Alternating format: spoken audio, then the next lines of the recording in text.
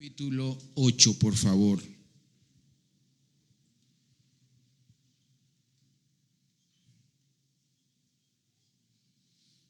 Vamos a leer el versículo 28 y después del 31 al 35.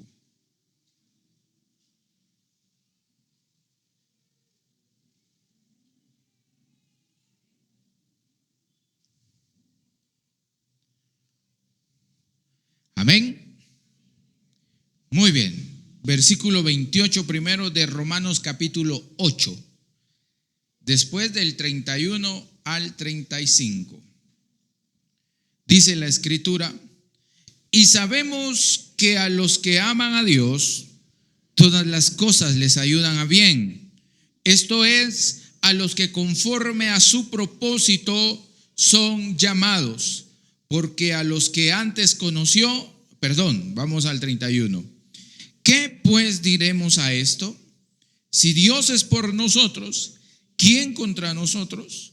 El que no escatimó ni a su propio Hijo, sino que lo entregó por todos nosotros, ¿cómo no nos dará también con él todas las cosas? ¿Quién acusará a los escogidos de Dios? Dios es el que justifica. ¿Quién es el que condenará?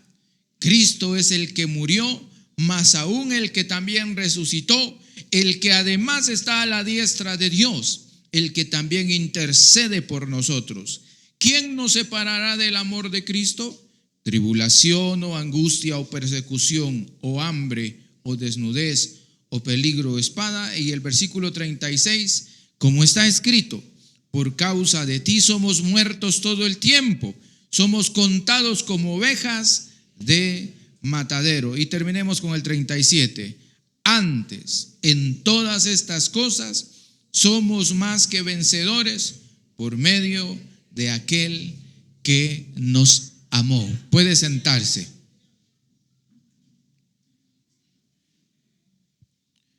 Hoy quiero hablarles sobre preguntas que responde la muerte de Jesús. En otras palabras, estoy diciendo que hay una serie de preguntas aquí en el texto bíblico que solo se pueden responder con la muerte de Cristo mismo. Y eso es lo que vamos a ver en unos breves minutos esta mañana. ¿Cuáles son estas preguntas que nos formula la Escritura? El apóstol Pablo, escribiendo aquí, él escribe una serie de preguntas. Y para cada una de estas preguntas, la única respuesta puede encontrarse en Jesús como el que murió en la cruz y como el Salvador. Entonces, vayamos al versículo 28. Y el apóstol Pablo nos confirma y nos recuerda y nos dice: sabemos, es algo que todos conocemos, es algo que estamos recordando y es algo que todo hijo de Dios que ha conocido al Señor debe saber. Sabemos que a los que aman a Dios, todas las cosas les ayudan a bien. Eso es, dice el apóstol Pablo, a los que conforme a su propósito son llamados. El versículo 26, 29 y 30 seguirá hablando del mismo tema, ampliándolo un poquito. ¿Cuántos aman a Dios? Amén. Bueno, entonces, todo aquel que ama a Dios, dice la Escritura, que las cosas que sucedan le ayudan a bien. Esto es porque están en el propósito, en el llamado del Señor. Todos somos llamados, pero solo aquellos que han podido aceptar ese llamado están y entran dentro de estos parámetros. Ahora mire cómo empieza el versículo 31. Hace unas preguntas y las preguntas están basadas sobre lo que ya dijo en el versículo 28, 29 y 30. A los llamados. Él dice y establece en estos tres versículos que somos llamados del Señor. Dios nos ha llamado, Dios nos ha justificado, nos ha salvado. Eso nos dicen estos tres versículos. Y entonces empiezan una serie de preguntas. Pregunta número 1, versículo 31. ¿Qué pues diremos a esto? Esa es la primera pregunta. ¿Qué vamos a decir a esto? ¿A qué cosa? ¿De qué está hablando el apóstol Pablo? De lo que ya dijimos en el versículo 28, 29 y 30, que el Señor nos llamó a todos.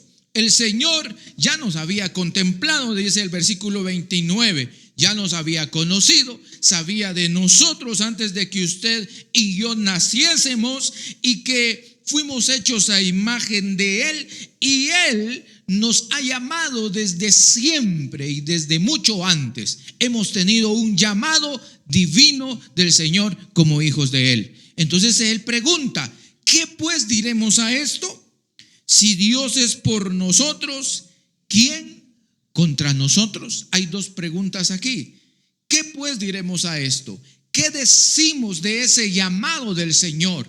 ¿Qué decimos de que el Señor nos haya contemplado en su plan divino? Entonces Él dice, lo que tenemos que decir es de esto, número uno es, si Dios es por nosotros, ¿quién podrá contra nosotros?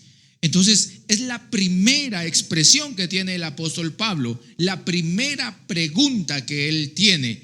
Si nosotros somos llamados del Señor, si estamos en ese plan divino de ser convocados por Él, entonces Él es por nosotros.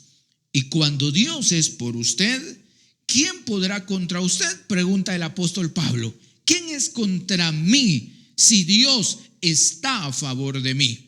Entonces a esa pregunta le acompaña una nueva respuesta. Lea conmigo el versículo 32, todos en un coro. ¿Cómo dice?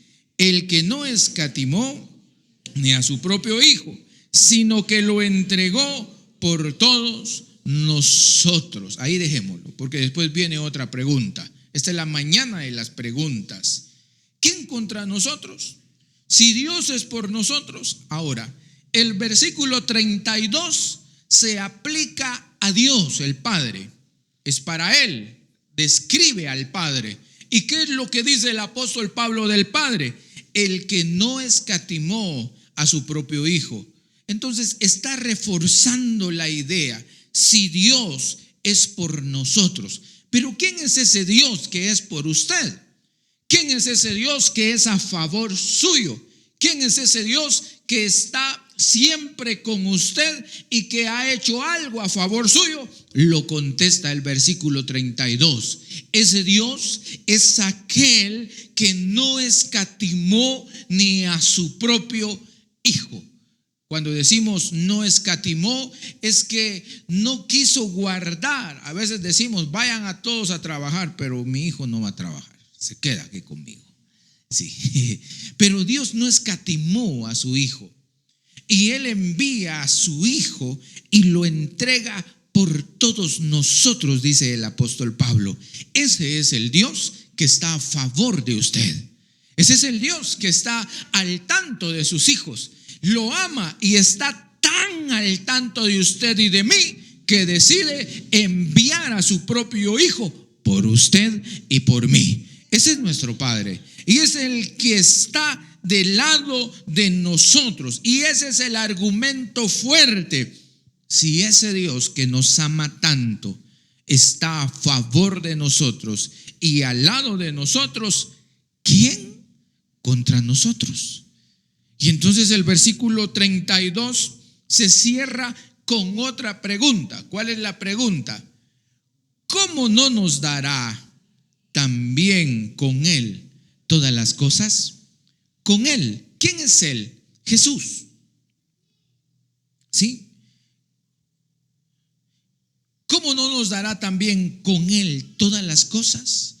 Todo lo que nosotros requerimos, todo lo que necesitamos y todo aquello que se recibe por la gloria en Cristo Jesús. Si nos dio a su Hijo, también con el Hijo hay otras cosas que son para usted y para mí. Jesús viene y es enviado por nosotros. Y entonces Él pregunta, si nos dio a su Hijo, ¿qué otras cosas nos podría dar? ¿Qué más el Señor podría darnos o no podría darnos? Versículo 33. Mire qué dice el versículo 33. ¿Quién acusará a los escogidos de Dios? Es pregunta. ¿Quién acusará a los escogidos de Dios? Dios es el que justifica, responde él. En otras palabras, el apóstol le está diciendo, hagámoslo a la inversa. Si Dios es el que justifica, ¿quién puede acusar a los escogidos de Dios? Esa es la pregunta. Si Dios ha podido justificar a sus hijos, justificar es encontrar un argumento que pueda cubrir o que pueda evidenciar que usted está libre de algo, o el por qué se hace algo, o ser hallados justos delante del Señor. Y entonces, si vivíamos en una vida de pecado, si nuestra vida estaba marcada por el pecado, entonces viene la Escritura y dice, ¿quién puede acusar a los escogidos de Dios? Si Dios es el que justifica. Algo pasa cuando encontramos a Jesús, cuando el Señor manda a Jesús para nosotros y con nosotros sucede algo, y es que somos justificados en Dios. En Él nuestras culpas, en Él nuestros pecados son limpiados, son quitados y son perdonados. Sí.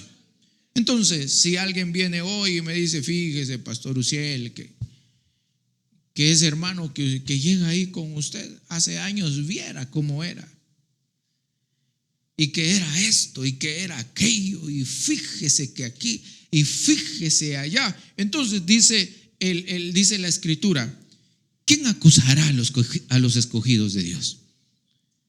Si Dios ya los justificó. ¿Sí? ¿Quién?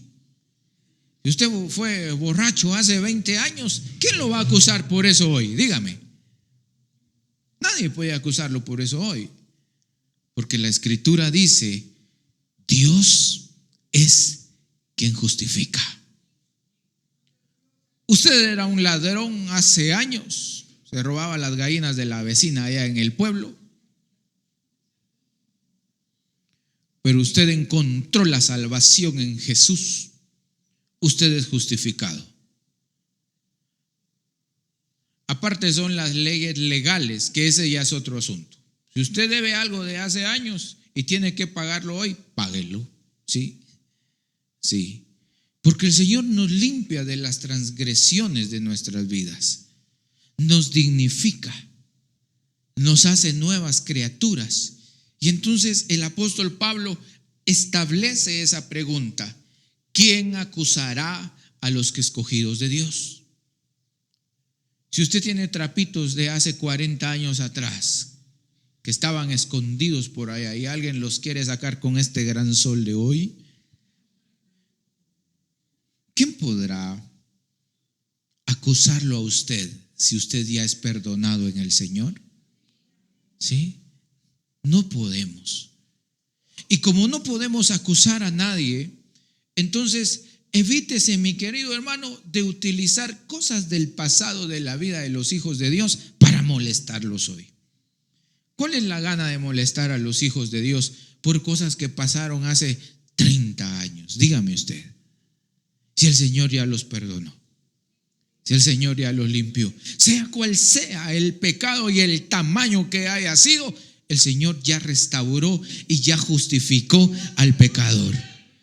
¿Qué podríamos hacer entonces? Dale el aplauso al Señor por ese perdón y esa justificación. No. Entonces, ni usted puede ser acusador, ni usted puede ser acusado por una vida pasada que el Señor ya perdonó. Amén. La siguiente pregunta en el versículo 34. ¿Quién es el que condenará? Pregunta ahora. ¿Quién es el que condenará? Cristo es el que murió, más aún el que también resucitó, el que además está a la diestra de Dios, el que también intercede por nosotros. Ahora, yo quiero que vea algo importante aquí. Y quiero que abra sus ojos a muchos errores que nosotros hemos cometido. La pregunta es, ¿quién es el que condenará? ¿Quién puede condenar a un ser humano? ¿Quién puede condenar a un ser humano? Legalmente un juez, aquí en la tierra un juez. Pero por sus transgresiones, por sus pecados, ¿quién puede condenar a un ser humano? Ahora, él pregunta, ¿quién es el que condenará? Pregunta él.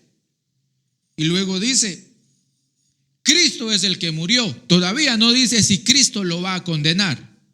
O ya dijo, no, siga leyendo conmigo. Él dice, Cristo es el que murió. Más aún el que también resucitó. Y luego dice, el que además está a la diestra ¿de quién? De Dios. El que también intercede por nosotros. Entonces yo le pregunto, ¿qué está haciendo Jesús a la diestra del Padre? Intercediendo. ¿Está condenando? No está condenando. Está intercediendo. Entonces el apóstol Pablo dice, ¿quién puede condenar a alguien si aquel que murió en la cruz, si el mismo que se entregó en la cruz y que dio su vida por nosotros, que resucitó y que está a la diestra de Dios Padre, no hace más que interceder por nosotros? En otras palabras nos está diciendo, pero si ni Jesús mismo está condenándonos, pero si ni Jesús mismo está condenando a ningún ser humano, ¿quién podría entonces condenarnos a nosotros? Jesús está intercediendo. Y está intercediendo por el pecador, porque el pecador ya está condenado, hermano. El que no ha encontrado a Jesús, el que no tiene a Jesús, ya está condenado. Eso lo dice la Escritura. Ya está destinado a muerte eterna. Y el único que puede salvarlo es Jesús a través de su muerte en la cruz.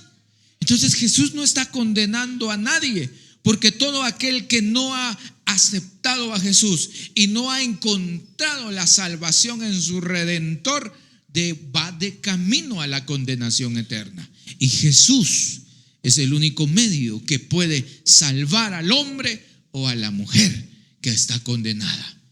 Jesús no está condenando a nadie. El ser humano se condena a sí mismo al no aceptar la salvación de Jesús.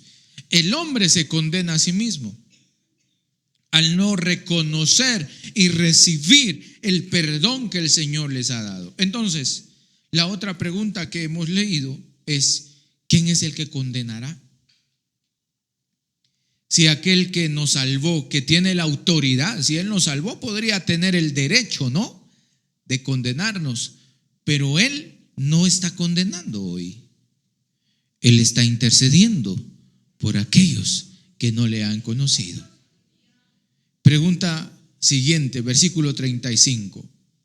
¿Quién nos separará del amor de Cristo? ¿Tribulación, o angustia, o persecución, o hambre, o desnudez, o peligro, o espada? Entonces, yo quiero que usted entienda bien este versículo, porque este versículo está hablando del amor de Cristo, no del amor suyo. ¿Del amor de quién está hablando? Del amor de Cristo. El amor que Dios, o el amor que Jesús nos tiene a nosotros, no lo interrumpe. ¿Qué cosa? Tribulación, angustia, persecución, hambre, desnudez, peligro o espada. Jesús es constante. Jesús tiene un amor permanente. El amor de Jesús no es variable.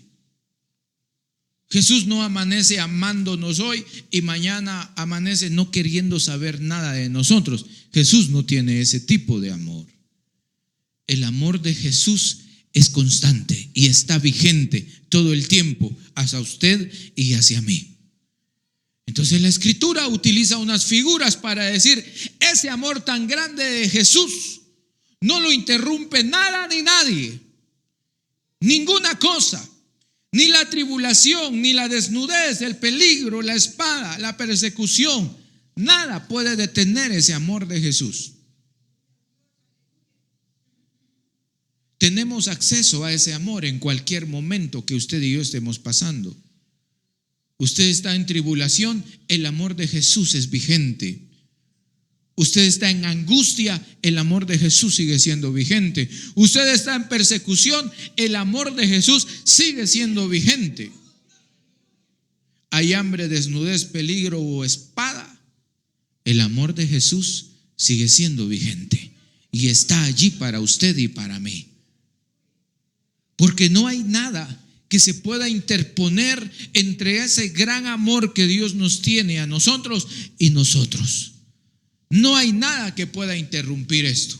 La pregunta la podemos poner a la inversa. ¿Cómo es el amor suyo hacia nuestro Salvador? Y ese amor puede ser variable. Ese amor suyo puede ser diferente. A veces jugamos al amor con el Señor, a las relaciones, y con Dios no se puede jugar a te quiero hoy y mañana ya no te quiero. Nuestro amor por el Señor también debería ser un amor constante, un amor que se define, un amor que se entrega y un amor que decide ser para el Señor todos los días y vivir para Él. Pero no debiera ser un amor que flaquea, un amor intermitente que alumbra hoy pero se apaga mañana. Nuestro amor por Dios debe ser constante, igual que el amor de Él por nosotros. Entonces dice el versículo 36, como está escrito, por causa de ti, dice el profeta, somos muertos todo el tiempo, somos contados como ovejas de matadero. Y 37, antes, en todas estas cosas, somos más que vencedores por medio de aquel que nos amó. Entonces, repasemos. Si Dios está contra nosotros, ¿quién contra nosotros? Ese Dios que envió a su Hijo. Y entonces dije que estoy hablando sobre preguntas que solo se responden en la muerte de Cristo. Sí. Porque Dios solo puede estar con aquel que ha aceptado al Salvador Jesús. Entonces, cuando dice la Escritura, si Dios por nosotros, ¿quién contra nosotros? Esto solo puede ser aplicable ¿a quién? A sus hijos, a los salvos. Dios solo puede estar con aquellos que le reciben para que Él está ahí.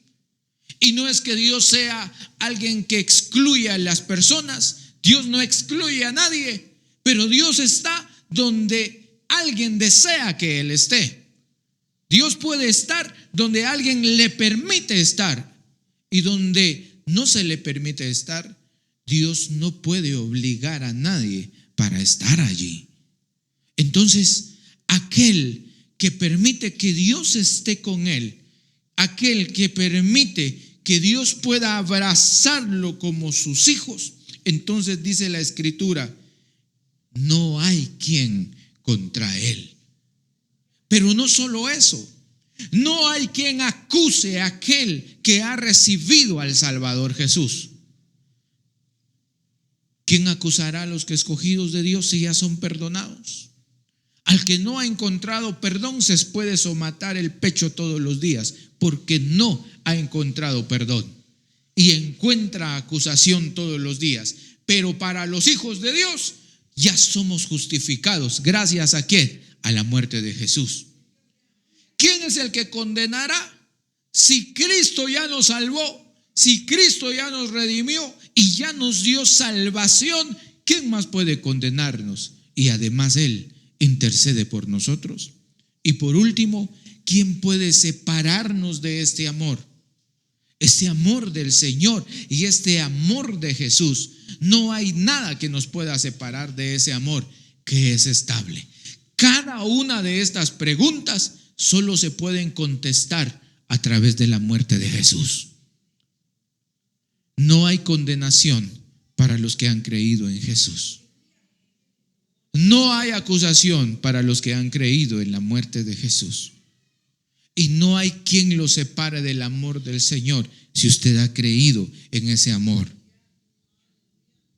Por lo cual estoy seguro, dice el versículo 38, de que ni la muerte, ni la vida, ni ángeles, ni potestades, principados, ni potestades, ni lo presente, ni lo porvenir, ni lo alto, ni lo profundo, ni ninguna otra cosa creada, nos podrá separar del amor de Dios, que es ¿en quién?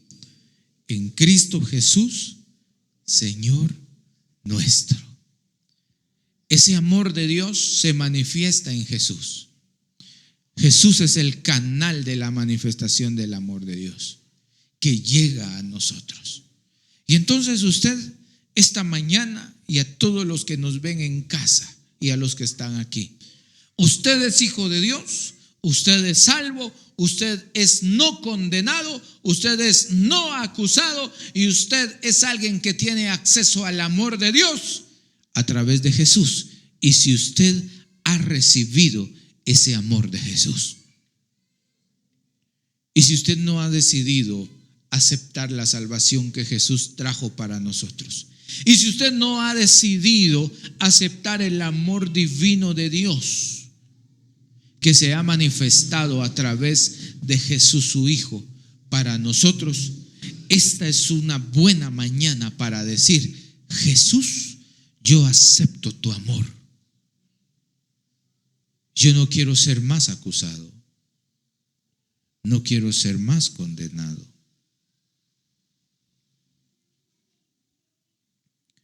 Y no quiero estar fuera del alcance de tu amor. Quiero tener acceso a tu amor. Así que con nuestro corazón y con una oración esta mañana, puestos de pie,